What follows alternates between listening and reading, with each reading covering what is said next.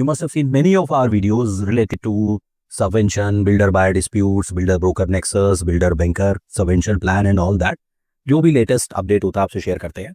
So today very interesting study which is alarming as well that history में इतना scams नहीं हुए कभी जितने लास्ट 10 ईयर्स में हुए हैं, और उनका आप क्वांटम और वैल्यू और फ्रीक्वेंसी देखिए. और पूरे इंडिया में इतने स्कैम्स नहीं होते हैं जितने दिल्ली एनसीआर में हो रहे हैं. किसी और सेक्टर में इतने नहीं हैं जितने कि रियल एस्टेट में हो रहे हैं. तो खैर ये चीज़ें तो आप इंटरनेट पे रिसर्च करके आप भी वेरीफाई कर सकते हैं इन चीज़ों को.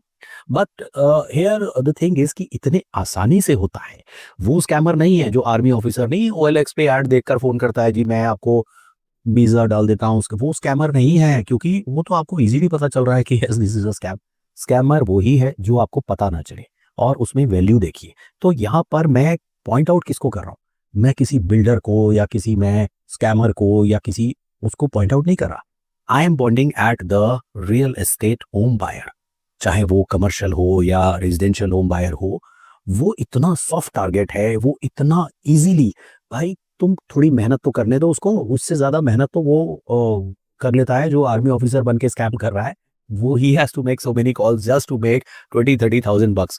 यहाँ तो यू नो करोड़ों के फ्लैट्स, और जिसमें बहुत आदमी 50 लाख 25 लाख एडवांस दे रहा है और इतनी इजीली फंस रहा है.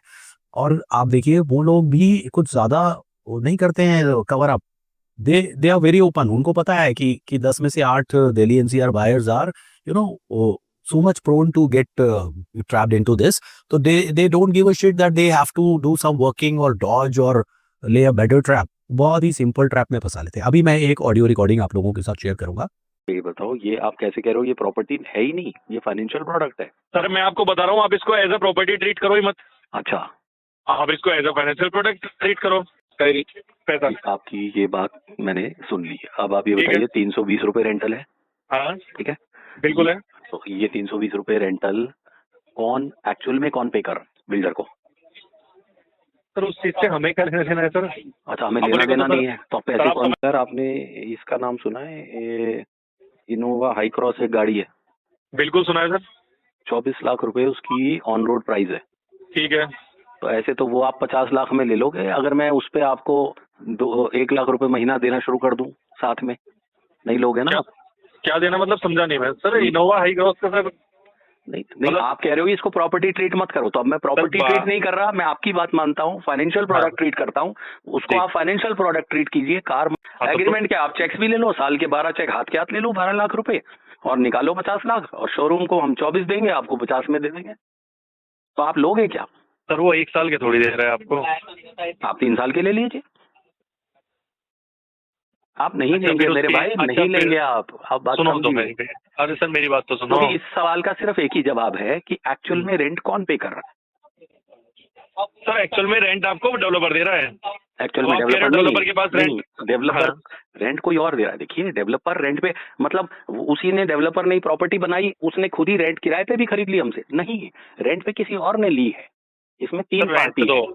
3 पार्टी हैं. एक पार्टी में बायर, एक पार्टी डेवलपर सेलर, और तीसरी पार्टी हो गया टेनेंट.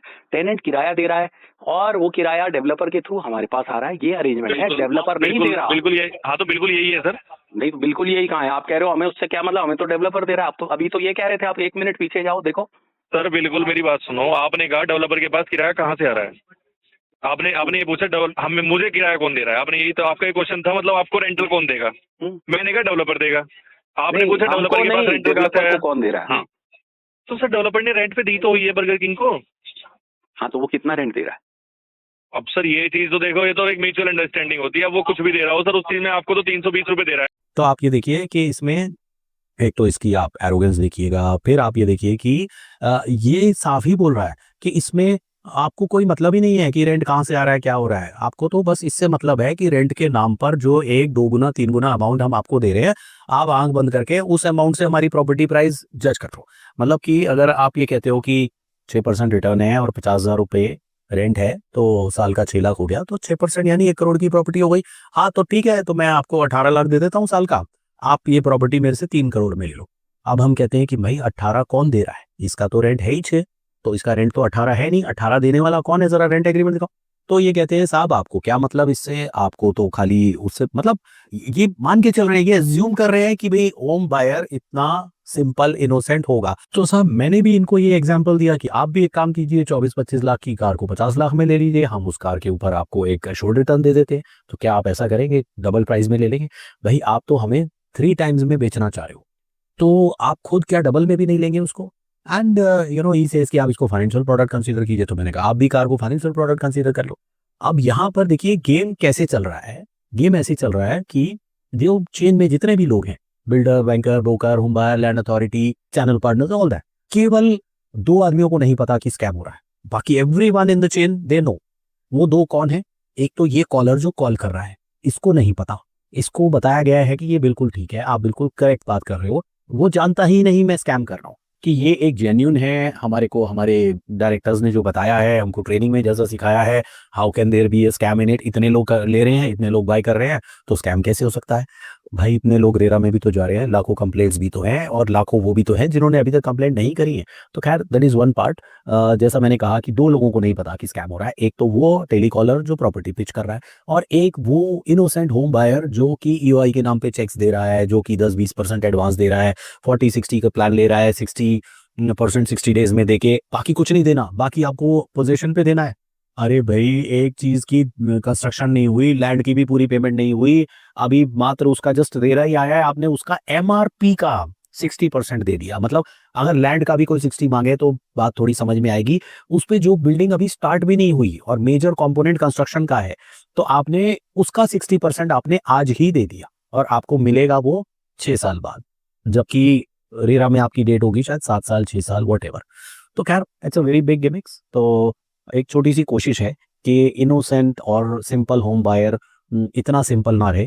खैर वो ब्रोकर के कॉलर्स इतना शार्प तो नहीं बन पाएगा होम बायर, लेकिन इस लेवल तक आ जाए कि वो कहीं खुद को बचा पाए, अपने लॉस को मिनिमाइज कर ले, उसके लिए हमने कोर्स डिजाइन किए हैं। एक लॉन्ग टर्म है और एक शॉर्ट टर्म फ्यू डेज की वर्कशॉप का कोर्स है। तो you can get in touch with my team and have details about the course. This is a simple educational video just to update you of what is going on. और हाँ, ये जो scams अभी देखे हैं ना, अभी इससे बड़े होंगे और इससे ज़्यादा होंगे, अगले 5 सालों में इससे ज़्यादा होंगे, क्योंकि ये अब this is no more a secret now, this is open, everyone knows के दिल्ली एनसीआर के होम बायर को टैप करना कितना आसान है। टैप करना इन द सेंस ट्रैप करना।